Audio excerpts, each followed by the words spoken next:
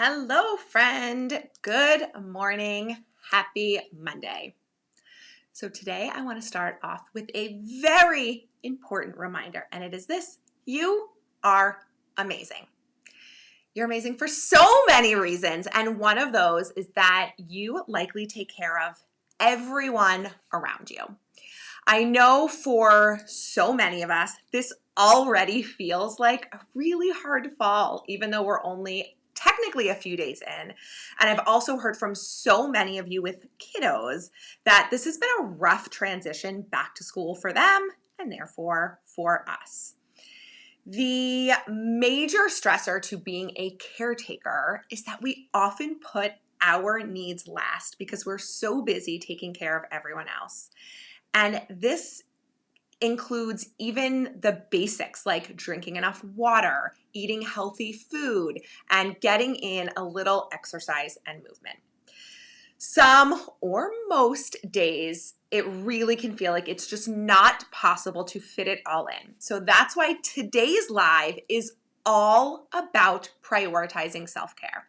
At Grit and Glam, our mission is to help women live their best lives. And I truly believe that self-care is an essential part of that goal and to living a really happy, fulfilled life. Now, more than ever before, it is so important to prioritize ourselves. Including self-care in my daily, weekly, and monthly resets is a non-negotiable for me. I'm a nicer mom, a more thoughtful wife, and a better all-around person when my own cup is filled. And everyone around me knows that I have zero guilt over it. And if I can do it, you can too. So today I want to take a moment and do the follow. I want you to take a moment and do the following 3 things. Okay. First is determine what self-care looks like for you. Take your time thinking about it. Write it down, but really think about what self-care would look like for you. Not what you see on Instagram, not what anyone else is telling you self-care should or could look like. What would it look like for you?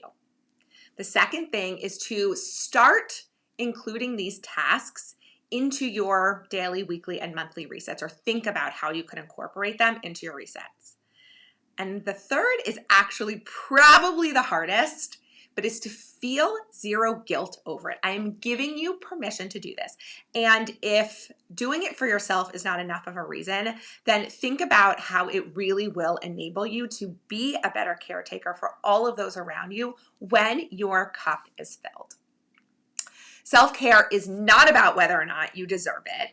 Of course you deserve it. It really is about needing it. And it's about living the life that you want and not feeling happy when you are comfortable and happy and content, because truly that allows us to help the others around us also be happy, comfortable, and content. I really want that for every single one of you.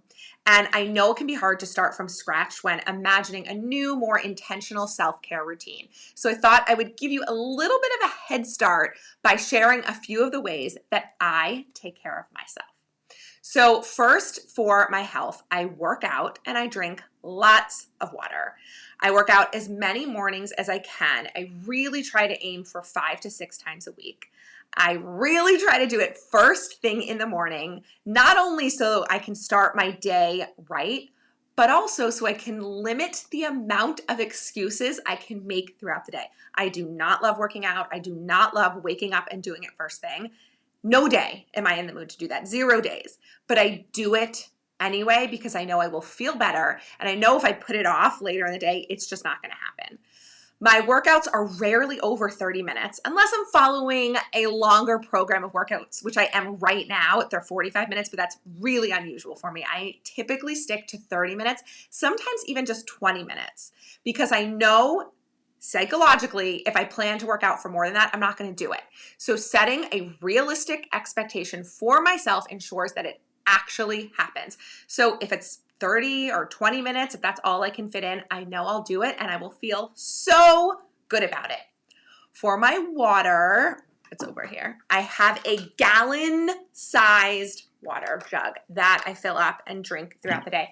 I don't want to drink this much water daily.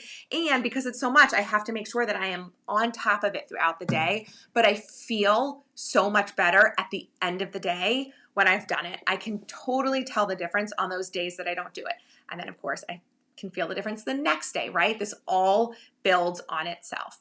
So that's a huge one for me.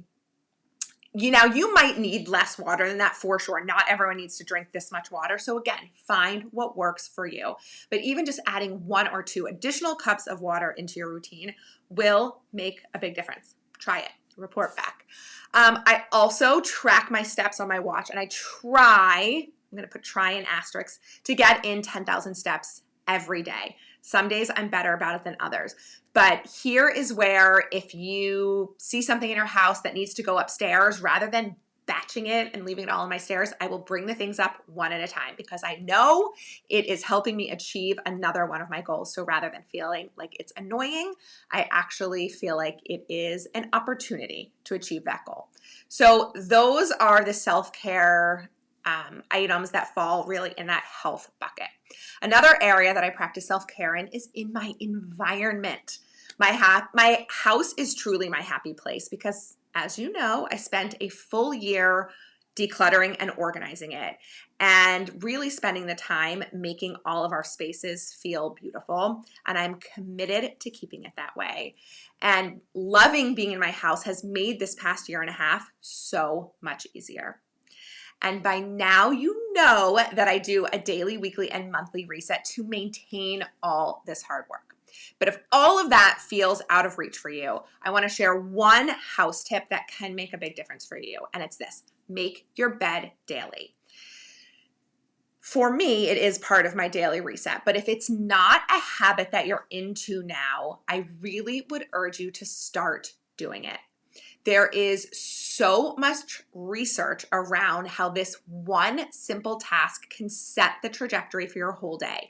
Not only because you've woken up and already achieved something right away, but you know that at the end of the day, you can go back into your bedroom and see this gift you gave yourself of a made bed. The final area of self-care that I want to talk about is beauty. I get my nails done every 2 weeks. I get my lashes done every few weeks. And that time spent relaxing at a salon is me time. It totally refreshes me. I put on an audiobook in my earbuds or a podcast and I just zone out. So not only is that time for me, but I feel good when my nails and lashes look good. Just one of those things that makes me feel good and really have become non-negotiables for me. I also love having my hair and makeup done. So I invested in a vanity and makeup that I love and the Dyson Airwrap, which I talk about all the time to make doing my hair that much easier. Putting myself together on a daily basis helps me feel like I can tackle whatever the day throws at me. But I also like to wear comfy clothes.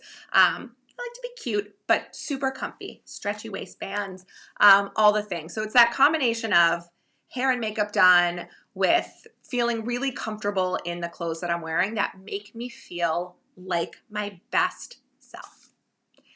Now, there are more things, believe it or not, that I do every week to take care of myself, but hopefully this gives you a good place to start.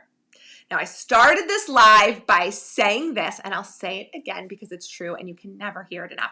You really are amazing. And I hope you know how amazing you are every single day, and I hope you treat yourself like you're amazing because the truth is, friend, no one's going to treat you better than you treat yourself. So treat yourself right. If you have any questions about self-care or my self-care routine, send them my way. And I really want you to do this. I want you to comment below one thing you're going to start doing today to prioritize your own self-care. This is such a great way to start off our week. I hope you have an amazing Monday, and I will see you next week.